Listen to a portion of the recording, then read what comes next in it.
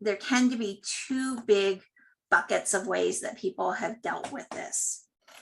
One is to say, what we need to do when we're understanding what has impact on a particular issue is to remove as much complexity as possible by setting up an experimental or quasi-experimental design where we are eliminating, because we are randomly selecting who goes into what group, we're eliminating a lot of the complexity. We can use the advantage of having really large sample sizes. We can use the advantage of having random assignment to different groups as a way of being able to cut through the complexity and actually see what is causing the thing that we're trying to understand.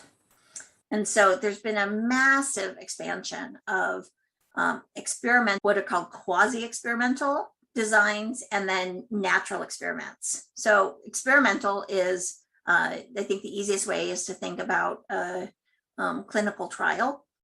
You have a treatment group, a control group, and they are randomly assigned. They have a whole range of preconditions, and you are trying to find what the actual intervention is doing away from all of the complexity of the differences between people within those groups. Because you're randomly assigning them, you're removing that level of complexity.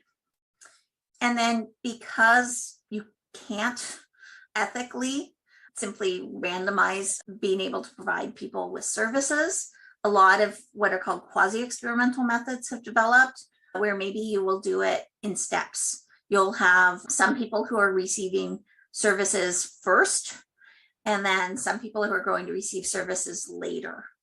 And what you are doing is being able to measure within the time period where the second group is not receiving services yet, what are the differences between the outcomes for one group versus another.